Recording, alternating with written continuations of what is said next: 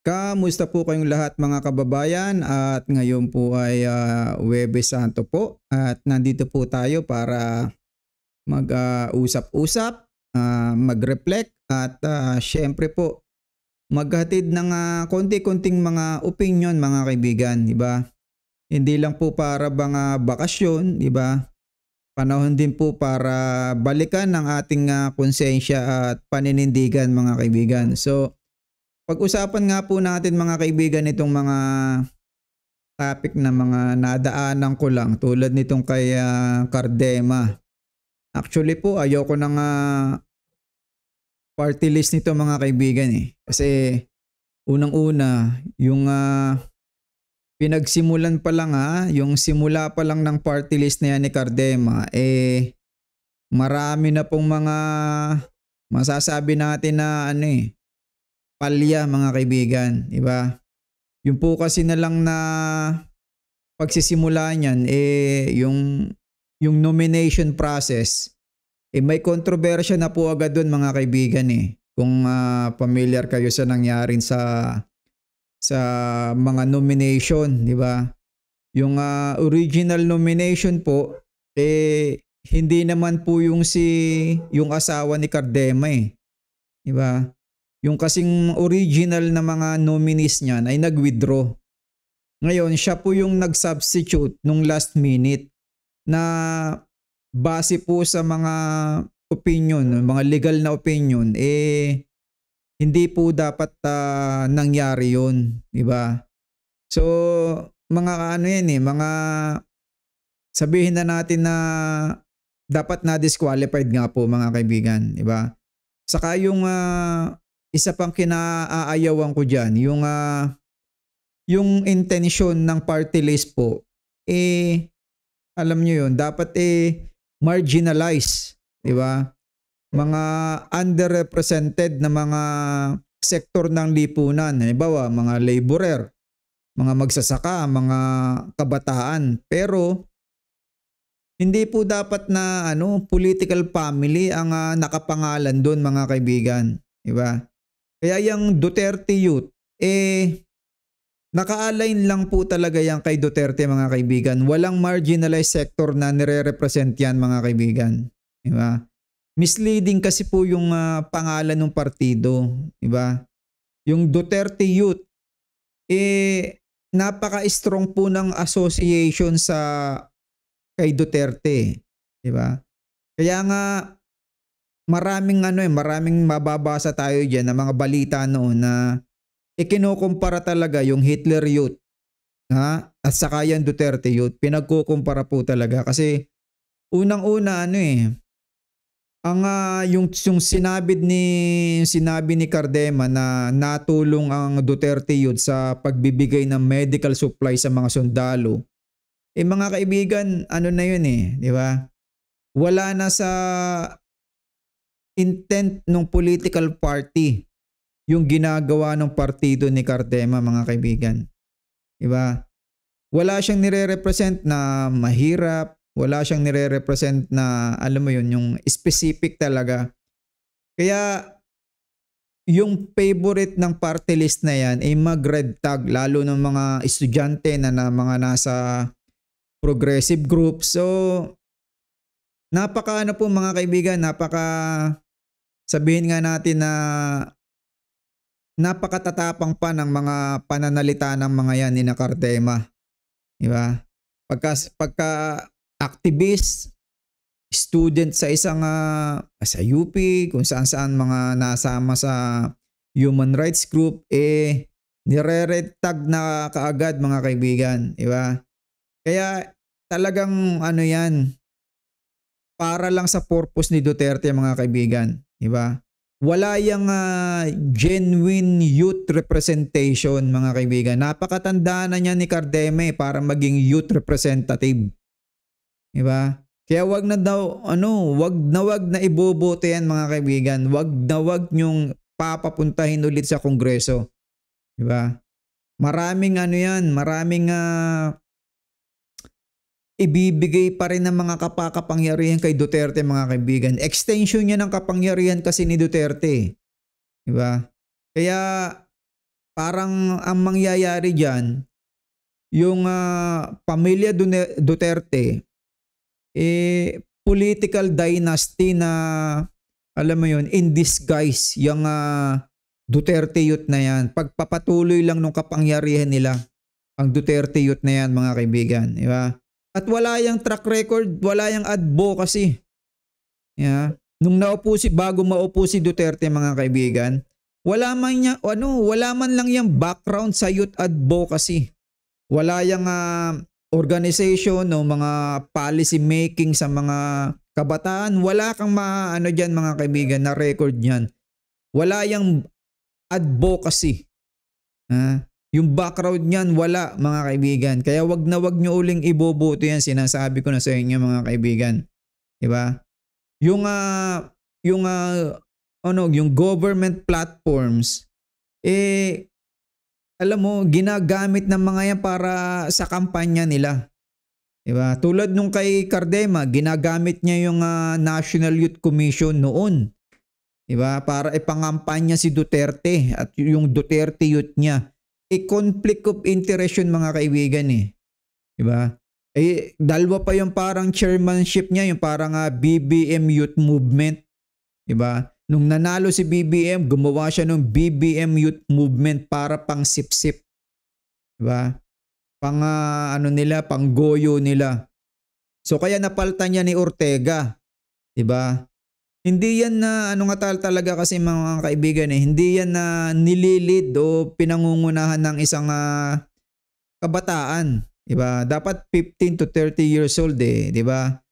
Disqualified na nga yan si Cardema dyan. Disqualified, mga kaibigan. Ayaw niya ng mga yan na parang sila kinikriticize. Talagang matindi ang nagiging bunganga niya si Cardema, mga kaibigan. Diba? Talagang yan, parang Duterte rin ang dating, may blind loyalty. Ganyan, mga kaibigan, yan ang mga turo talaga. Fake representation ang ginagawa niyan.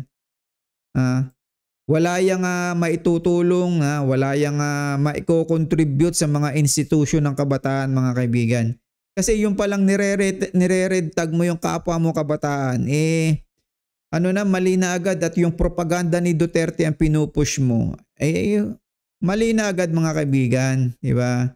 Wala talagang legislative agenda yan para sa kabataan. So, ayan, mga kaibigan, opinion lang natin, opinion lang. Pero kung panonoorin natin dito sa video, mga kaibigan, ito ito kasi yung video ni Cardema. Ay ako, hindi man lang yung mga nangyayaring krimen sa lansangan. So dito makikita ninyo, bakit ganito yung focus ng NBI? Ayun mga kaibigan, bakit daw ganun yung focus ng NBI? Kung tutuusin naman talaga, ikaw nagpakahalat ka ng fake news. Diba? There is a freedom of speech dun sa Villamor Air Base. Siguro lampas 20 patungkol doon sa nangyayaring yon. Sabi nga nila, it is a volatile moment. Alam ba namin kung nandun pa si Pangulong Duterte sa binabantayan namin? Siyempre hindi. Alam ba namin na kung ano yung balita tungkol sa sinasabi nilang TRO? Siyempre hindi. It is a volatile moment according to them. Why would they file a case to a person who did not hindi sa akin nag-originate yung balita na yon? Sir, so diba? dapat, right, sir, so tama po ba, based on your logic, ang dapat kasuhan dito is the one who peddled that information, Attorney Lambino? That is hindi rin niya maamin, mga kaibigan. Also an allegation of them. Again, I am not... Nauutol na rin siya kasi yung tanong na yun, kung sinasabi niyang si Attorney Lambino, kita nyo, hindi niya malabanan yung tanong. Diba? Kasi alam niya na mali si Attorney Lambino sa ginawa niya. Hindi niya masasabing mali kasi na kay Duterte. Sure who started the issue regarding that TRO. Ang pinagbabasihan lang natin during... Diba? Punta ngayon siya dun sa sarili niya. Iniwan na niya yung tanong nung newscaster na paano kay Attorney Lambino nag-source yung TRO na balita. O kita nyo, hindi niya masiraan, di ba? Talagang ano to mga kaibigan, masasabi natin na mga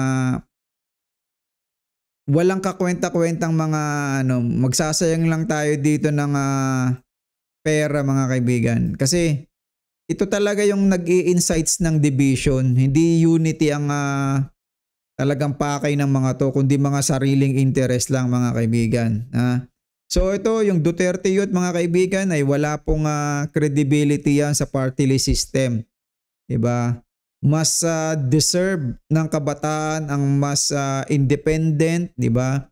Yung genuine, yung progressive na boses sa Kongreso. Diba? Hindi katulad nitong mga placeholder lang ni Duterte mga kaibigan. So, lipat tayo mga kaibigan. Dito naman kay Amy Marcos. Ito pinanood ko to ngayon at ang aking masasabi dito mga kaibigan, ito medyo ito kasi si Amy Marcos. Sa narinig kong sinabi niya dito mag-sample tayo mga kaibigan. Ngayon, nananatili akong NP. So, nationalista pa rin ako. Okay. Ma'am, thank you. Si Mean Nalos Baños po ang susunod. Yes, ma'am. Mean. Ma'am, follow up lang. Opo, okay lang po. Ma'am, follow up lang. Yung sabi niyong itim na theme ay galing po kay VP Sara? Siya po ang may gusto na yun ang maging theme po ng poll ad niyo? Oo nga, siya ang nagsasabi na wala siya sa mood na talagang itim at luksa ang pakiramdam ng nakararami katulad niya. Ayun mga kaibigan na nagluluksa ang nakararami kaya itim. So pagka binanggit niyang nakakarami mga kaibigan, talagang patama sa buong Pilipinas. At since nakakaranas ng ganyan ang marami, kagagawa ni BBM. Diba? Yun na agad ang pinupunta niya nung kanyang mga patama sa kanyang kapatid. Ako naman, sabi ko, paano gagawin ng political ad yan? Makakabenta ba yan? Di ba nakakalungkot? Tignan natin at parang totoo nga naman. Ayun, kita niyo mga kaibigan, parang totoo nga naman. Imbis na, alam mo yun, yung kapatid mo magbigay ka ng tulong sa kanya kung ano man ang nangyayari, pilitin mo, 'di ba? Pumasok ka sa Malacanang, hindi mangyayari dapat na yung sasabihin mo na maraming naharang sa iyo. Malabo 'yun, presidential sister ka 'Di ba? Pwede kang maglabas-masok sa Malacanang. So itong kinakatiwiran ni Amy ngayon na nagluluksa ang buong Pilipinas. So ang meaning no naghihirap, 'di ba? Magulo, 'di ba? Yun yung talagang gusto niyang ipunto dito at kagagawa ng kanyang kapatid. Diba? At ang sabihin natin na talagang meron tong tampo mga kaibigan Tampuhin tong babaeng to na nung nagsisimula si BBM parang na-echepera siya. Diba? Na-echepera siya sa mga pulisiya, paggagawa ng mga development projects. Nawala siya dun mga kaibigan. Hindi ko lang makita yung unang-unang video na yon nung 2023 na sinabi niya na na-echepera siya. Diba? Nawala siya dun sa eksena sa Malacanang na parang gusto niyang makitulong and then maraming nakikisawsaw. At kaya nung mga panahong yun, wala siyang sabihin natin na makakampi. Meron pa rin siyang karisma ni Duterte, yung budol karisma ni Duterte. Napilitan ngayon siya na, alam mo yun, ipilit na lang na ikapit yung sarili sa mga Duterte. Diba? Kasi nagtampo na nga mga kaibigan na naniniwala ako tampo ito. Tampo ito kay BBM. At sinamantala naman ni Duterte mga kaibigan, nung panahon pa ng una-una na around 2017-2018 na nag-uusap-usap pa sila, masasabi ko rin na masasabi natin na merong si Duterte na alam mo yung parang karisma na dito kay Amy Marcos. May bulong mga kaibigan, merong sabihin na natin na budol karisma mga kaibigan. Kaya hindi ito makawala ngayon, 'di ba? Kasi nga kung makikita nyo, Ang tumulong lang kay Duterte ay isa, ito lang si Amy Marcos, isa lang yan. Di ba sabi sa 3 tumulong sa kanya, si Amy Marcos isa doon. Oh, kaya ito namang si Amy Marcos, napalapit ng medyo talagang close nga din, napalapit. Sinamantala ni Duterte na gawan ng kanyang pangbubudol na kapangyarihan. Di ba? May budol kapangyarihan talaga si Duterte, ha. Wag ninyong aalisin yung katotohanan na yon. Meron siya talagang power diyan, mga kaibigan. Meron siyang charismatic na, alam mo yun, na kapangyarihan talaga. Hindi yan biro, mga kaibigan. May mga tao talagang ganyan na yung napapaikot niya, namamanipulate niya yung tao. Diba? Totoo yun. Marami ako nakikitang ganun. Marami na ako nararanasan, mga kaibigan, na ganun. Na talagang yung pag ako'y nandun sa lugar na yon, yung iba talaga nakokontrol ako, hindi. Kasi nilalabanan ko eh. Nilalabanan ko. Lalo na dun sa mga mga multi-level marketing noon. Naku, pambihira. Talagang mga kaibigan, sasabihin ko sa iyo, imamanipulate talaga kayo. Talagang matindi ang gagawin sa inyong pangungumbinsi. Yeah. So dito talagang ako naniniwala na si Amy Marcos po ay hindi na lang po ito basta politika, mga kaibigan. Personal na ito ni Amy Marcos kasi nga meron siyang tampo kay BBM. Meron siyang tampo. At si Amy naman, yun nga, walang mapuntahan. So DDS at mga maka-Duterte ang kinampihan niya. Wala na kasi siya, mga kaibigan, na pupuntahan eh. Diba? Ayaw siyang sinasabi niya, ayaw siyang papuntahin. Daming kinakausap niya, ayaw siyang pagbigyan kausapin. So maaaring totoo yun, mga kaibigan. Diba? Maaaring totoo yun. Power play eh. Diba? Power play ang labanan dyan kung sino yung talaga napakatitinding na nalapit sa kapatid niya. Diba? Kaya itong si Amy Marcos, dahil sa nangyaring mga ganong sitwasyon sa kanya, yung Duterte tumatak sa isip niya at damdamin, mga kaibigan. Yun yung naging solace pang solace na lang sa kanya, pampala lubag loob. Yun yung napuntahan niya kasi naniniwala sa strongman image itong si Amy Marcos eh. Gawa ng image ng kanyang tatay, alpha figure sa politika.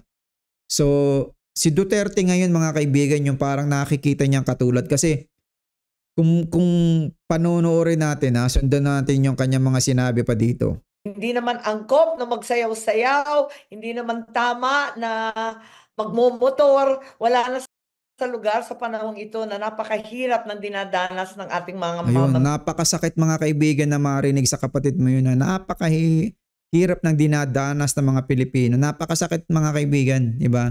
Kung ako si BBM at maririnig ko magsalita ng ganito ang kapatid ko, sasama talaga loob ko kasi para bang useless yung hirap na ginagawa ko, di ba? Parang wala akong kwenta bilang presidente. Yung gano'n ang sinasabi nitong kanyang kapatid. Yeah. Kaya at ako naniniwala naman na may mind control na si Duterte talaga dito, mga kaibigan, mga kababayan. Meron talagang naiwan dito si Duterte na psychological conditioning at yung mga manipulative charisma. Ito, laging binabanggit niya dito sa news na to na yung kanyang ama. Kasi nga naghahanap nga siya ng strongman na image eh. Yung alpha figure na parang yung kanyang tatay dati. Ganun ang niyan. Ganun ang didikitan ni Amy Marcos ngayon, si Duterte. Diba? Ayaw ko namang isipin na si Amy Marcos ay parang dumidikit sa mga Duterte, sa kampo ng mga Duterte para maging espiya naman. Hindi ganun mga kaibigan eh. Diba? Kasi sa sinabi niyang ito ngayon, nung isang araw pa to, naninira na sa kanyang kapatid. Diba? Kasi kung mag-i-espiya ka lang na halimbawa gusto mo ngang i-infiltrate ang Duterte group, syempre hindi ka dyan magiging against ang mga sasabihin kundi pabor sa kanila. And then kung halimbawa, 'di ba, in-endorse na nga siya ni Sara Duterte, nakapasok na siya. Na-infiltrate na niya ngayon ng ang DDS group, 'di ba? Yung kampo ni Sara Duterte. So makakakuha na siya diyan ng mga tidbits na information na pwede niyang ibigay sa kanyang kapatid. Just in case na yun nga magkaroon ng mga malabo, mga pangyayaring hindi inaasahan. So dito, malabo siyang espiya. Ang sa akin, ito ay manipulated pa po ng power ni Duterte, mga kaibigan. Yun lang ang aking yung napapansin ko dyan. Kasi nag-gaslight ito ng matindi ni Duterte, mga kaibigan. Nag-gaslight ito. Yung narrative kasi niya na pagsasalita talagang Duterte ang dating eh. Duterte ang dating, mga kaibigan. Saka, yun nga, parang meron siyang trauma na naiwanan siya. Diba? Binitawan siya. So, yung mga Duterte, parang malupit sa kanila yung ganon. So, nararanasan niya. Diba? Nararanasan niya. Kaya, yun yung mga elemento na tingin ko lang na pumasok dito sa utak ni Amy Marcos. Diba? Hypnosis. Hindi natin masasabi na ganong katindi pero may kapit, mga kaibigan. Diba? May kapit si Duterte. Na program ni Duterte.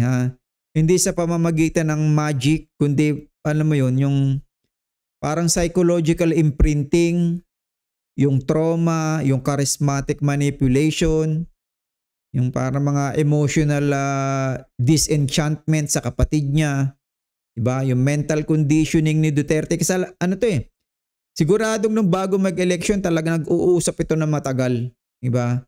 At yun yung naging pagkakataon kay Duterte para mamanipula ito, diba? Mapanatili ni Duterte itong si Amy Marcos sa side niya. Ganong kagaling si Duterte, mga kaibigan, sa panggugoyo, pangbubudol. Diba? Yun lang napapansin ko lang, mga kaibigan, kasi noon na lang sabihin niya talaga dito ngayon na naghihirap ang maraming Pilipino. Napakasakit po kay BBM noon. Diba? Napakasakit sabihin noon na kapatid mong babae na wala kang ginagawa. Diba? Maigi pa nga yung panahon ng tatay niya.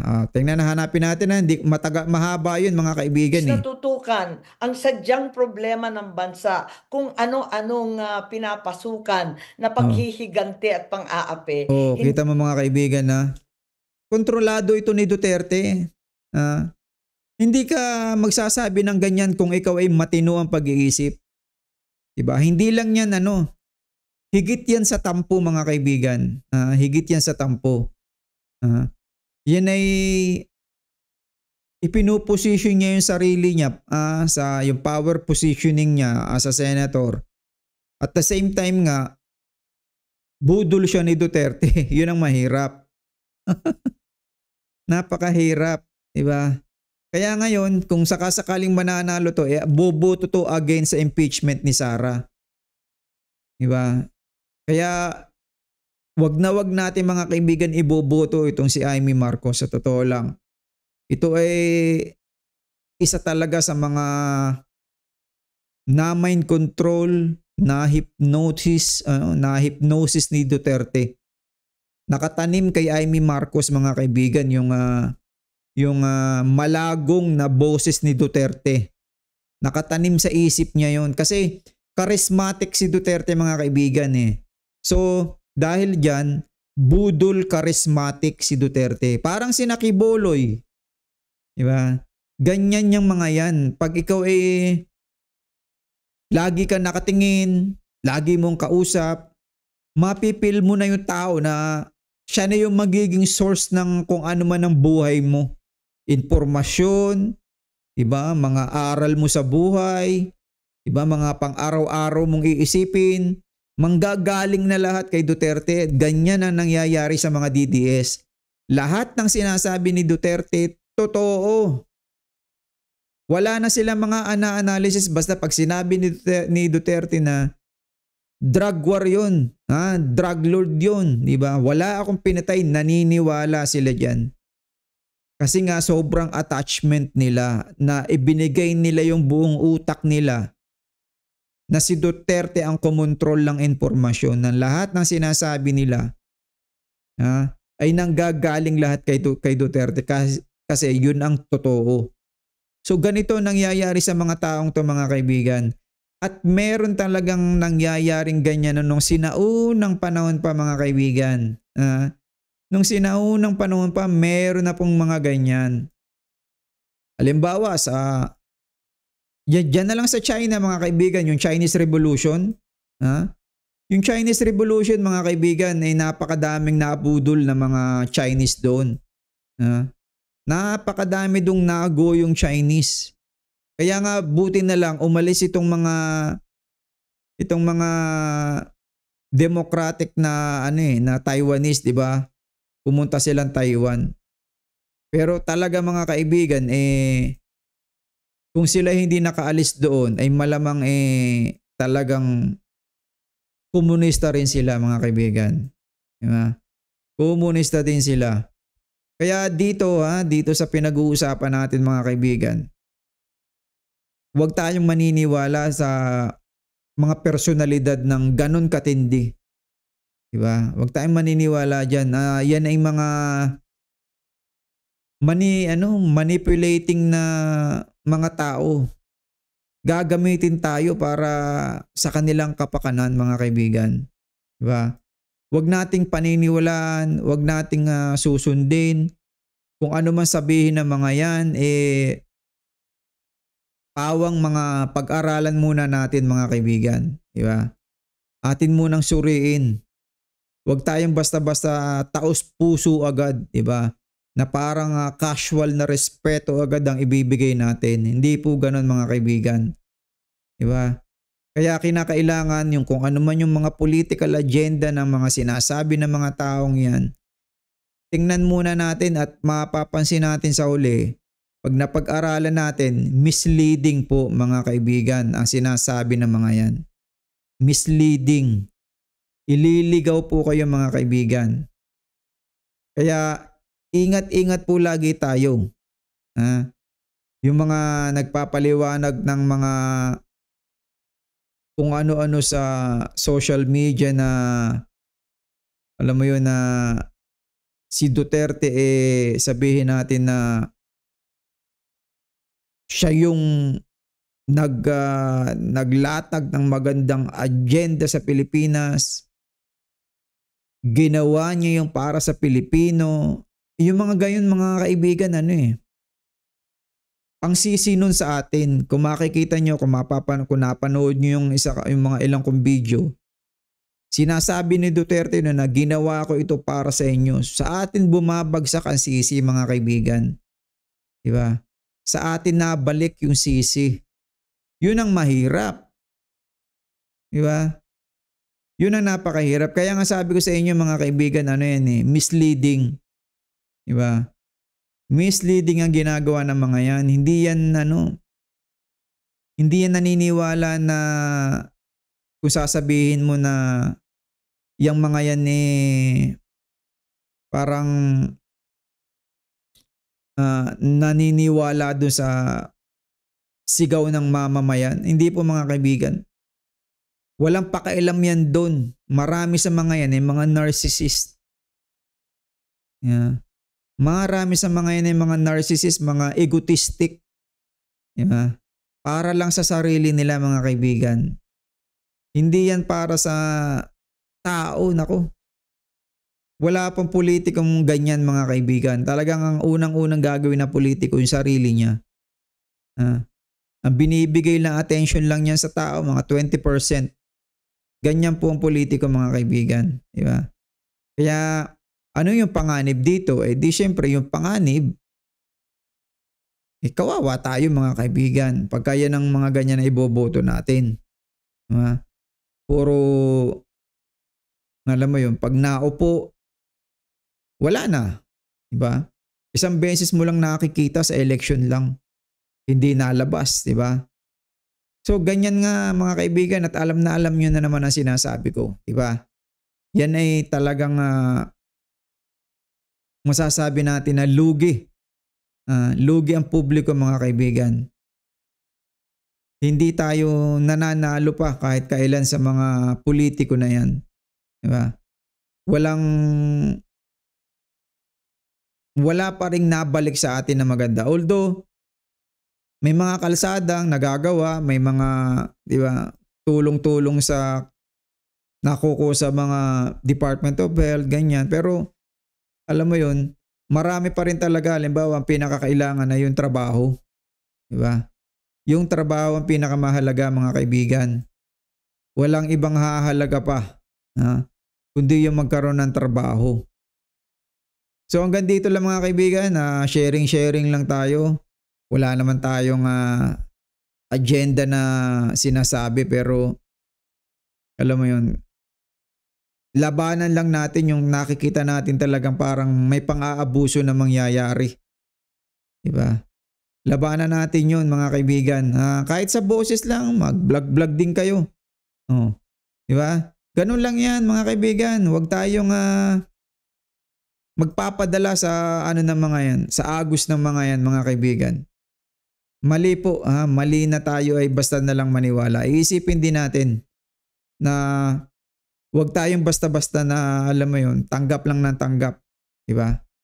Hindi po maganda yan mga kaibigan. So hanggang dito lang mga kaibigan at maraming salamat po sa panonood at kung ano man pong nasabi ko, ito yung opinion ko lang pero sa nakikita ko po talaga itong pag-ano ni Amy Marcos. Ito po ay mga kaibigan. Ito po ay masasabi ko talagang pagkokontrol sa kanya ng Duterte. Control po ng Duterte mga kaibigan ang isip nito. So maraming salamat mga kaibigan. Maging ligtas po kayo kung saan man kayo pumunta at magandang umaga, magandang gabi po kung nasaan man kayo naroon. Maraming salamat po mga kaibigan.